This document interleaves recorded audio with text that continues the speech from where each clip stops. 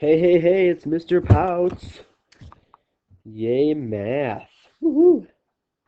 We're going to do section 2.6 here. It's all about ratios, rates, and conversions. So, the rest of this chapter kind of deals with things that deal with ratios and proportions we'll get to. But we're going to just deal with what ratios are, what rates are, and how we can use some things to convert different ratios. So our goals here, and these are what, just a reminder, you need to have written down on your goal sheet. Okay? You need to write them down and self-assess yourself afterwards. Okay? To find ratios and rates, and also to convert units and rates. That's our goals for today. So as you're writing those down, the situation we're kind of thinking about is one like this. It says 2 Olympic athletes can run the races in the time shown below. So this one is an 800-meter race in 116 seconds. This is a 1,500-meter race in 338 seconds. And we kind of want to figure out who's the fastest runner. Even though they're different lengths, we can figure out on average who's the fastest runner. So that's kind of a goal that we're going to work through with ratios and rates. So a few key terms. And I'm pretty sure at least the first three, I think, are all terms, key vocabulary for the chapter. So I'm going to just tell you, I think these three all have to go on your vocab sheet. But a ratio simply is a comparison of two numbers. Okay, that's what a ratio is. Actually have that written down. Some examples you see, like you write A to B with that, with the colon, you write A to B in the fraction form, or you can just write A to B. Now, those aren't numbers, so actual numbers you could say you're comparing 10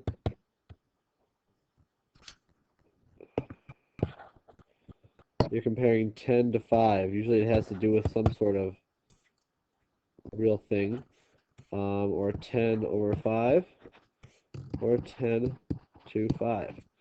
These are different ways to write ratios. All right, next one is a rate. So rate are more common things that you've seen, like miles per hour, but it's a ratio that compares two quantities having different units. Key part there is that it's two quantities with different units. So if we're saying miles per hour, 25 miles per hour, that would be comparing miles and hours. You could say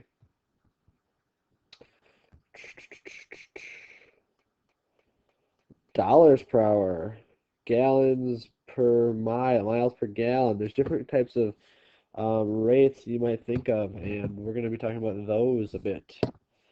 Particularly, we're going to be talking about unit rates, which would be a rate with a denominator of 1. So we're talking miles per hour. That would be miles per 1 hour. So that would be a unit rate. We get paid, a lot of people get paid in dollars per 1 hour. So that would be a unit rate. Most rates that we deal with actually are unit rates. And the last one is called a conversion factor. The conversion factor is a ratio, and this should say of, a ratio of two equivalent measures in different units. So if you're taking a ratio with two equivalent measures, but they have different units. So an example would be, here's an example, 3 feet per 1 yard. It's a ratio. They're two equivalent things. 3 feet and 1 yard are actually the same length, and they're different units. One is feet and one is yards. You could say 60 minutes of 60 minutes per 1 hour. 60 minutes for 1 hour. They're the same length of time, but they're different units. All right. So, first thing we're going to talk about is this thing called finding unit rates, which is pretty much the same thing as just reducing fractions. to the simplest form. And you've done plenty of reducing fractions, finding equivalent fractions that are reduced. So here's our situation that we have. You are shopping for t-shirts, and we want to figure out which store has the best deal. So we have store A, and I'll say store A here. Oops, I'll use a different color now. Store A, store B, and store C.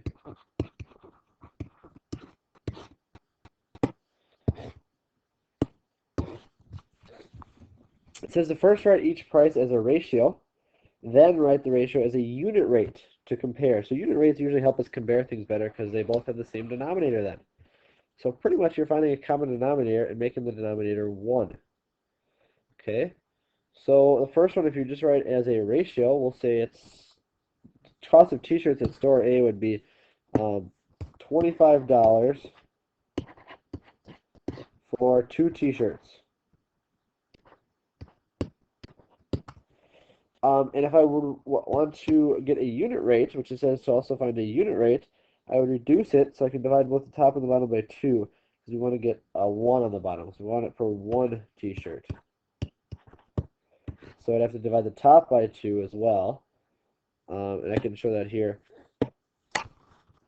Divide by 2, divide by 2, and you end up on the top, that'd be $12.50 for 1 t-shirt. There's a unit rate. So 1 shirt costs $12.50. That's good. We know that. Now store B gives you a deal for $45 for 4 t-shirts. And we want to figure out for 1 t-shirt how much does that cost. So what we're going to have to do there is divide both sides by 4. Or both the top and the bottom by 4, because this would 4 divided by 4 gets you to 1 t-shirt. So 45 divided by 4, and I'm pretty sure it's 40, or it's going to be $11.25, but let's check to make sure. 45 divided by 4 is sure it is $11.25. So that would be $11.25 for 1 t-shirt at store B. So far, store B is a better deal. But we still have store C. So they sell them $30 for 1 t-shirt. Yeah. Oh no, 3 t-shirts, sorry. And we want to figure out for 1 t-shirt how much it would cost. So this one's a little bit easier. We can divide both the bottom by 3 to get to 1 t-shirt. So we divide the top by 3, and you can do that in your head. 30 divided by 3 is 10, or $10 per 1 t-shirt. Now, honestly, I think all these stores are a ripoff. But if we were buying t-shirts here, maybe they have some designs on them. Looks like store A has the cheapest deal or the best deal. Okay, hopefully the quality is still good. But store A, or sorry, not store A, store C has the lowest price.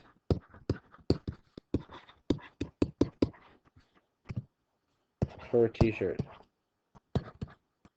And we proved that because we figured out the cost for 1 t-shirt. Those are called unit rates. All right? Because they all have a 1 on the bottom. Unit rates. There, there, and there. All right, that is how you find unit rates. You're pretty much just simplifying the fraction. Okay? I always like to I want to keep it short, so I have one more thing I want to cover. And this would be converting units. So converting units you've done before.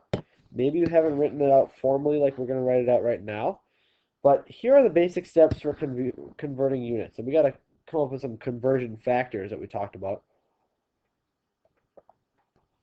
Or conversion, do we call them conversion factors or for conversion rates? Conversion factors, okay. So we are here. So some converting units. First step to converting units is write your quantity as a fraction. So if it's not written as a fraction, write it as a fraction. Second step, find a conversion factor that includes both units for the situation. So when I say both units, I mean your starting unit and your ending unit, what you want to end up with. Okay, have to have both what you're starting with and what you want to end up with.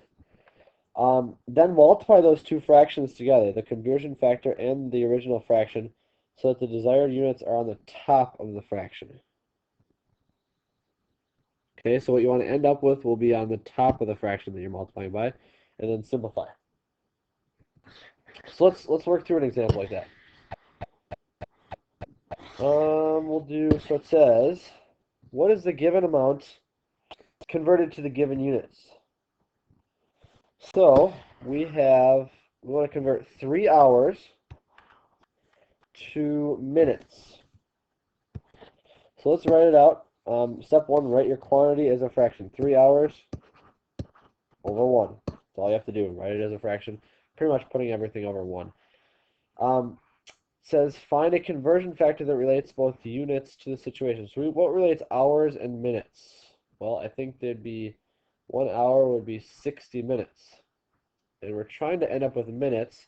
So step 3, we're multiplying so that the desired units are on the top. So minutes should be on the top. So it'd be 60 minutes would be for 1 hour. We're going to multiply these two together. So when you multiply, you just multiply straight across. So 3 times 60 would be 180. 1 times 1 would be 1. Our hours are actually canceling out here, so we're left with 180 minutes over 1, or just 180 minutes. All right, that's it. We're converting 3 hours to minutes. We're actually writing them as fractions, and we're writing the conversion factors so we can see why it works out. Because the hours on the top and the hours on the bottom cancel each other out. All right, let's do another example. Convert 5 feet into inches. So we have 5 feet, and we're trying to get to inches. So first start with writing your quantity as a fraction. So 5 feet over 1. Now find a conversion factor that goes between feet and inches. I think 12 inches per 1 foot. Hopefully you know that by now. 12 inches would be 1 foot. And we want to have the inches as our desired unit, so we're going to have that on top. So 12 inches for 1 foot. And we're going to multiply these two together. When you multiply, the feet cancel out, 1 on top, 1 on bottom. We have 5 times 12, which would be 60. Bring over the inches as well. All over 1. So 60 inches is our answer there. So there's 60 inches in 5 feet. If you're 5 feet tall, you're at least 60 inches tall. So that's pretty cool. Now, if you don't know these by heart, here's some common conversion factors that you might use from time to time. One would be that 60 minutes. Here, well, I'll just start listing them. We have 60 minutes for 1 hour. That's a very common one. There's 60 minutes in an hour. There are 24 hours in a day. That might be a common one. We just did 12 inches in 1 foot. Thinking about that way, we can do 3 feet in 1 yard. Let's see. There are 100 centimeters in a meter.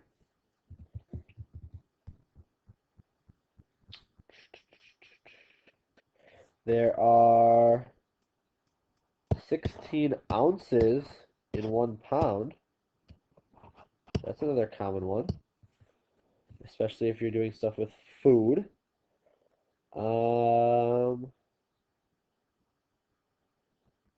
If you can think of more, bring them to class the next time. Those are the ones that come just to the top of my head.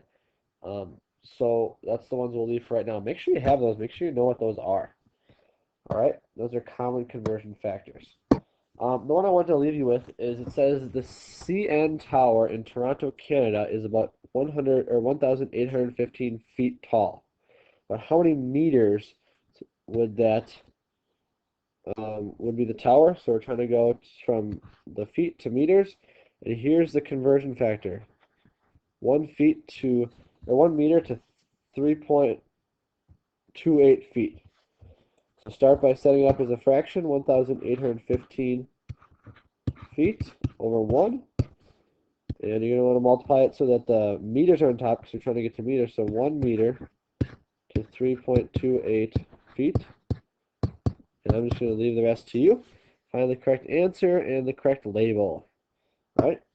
Last thing I want you to think about is any other conversion factors that people would use on a daily basis. So we'll talk about this next time I see you. Have a good rest of your day.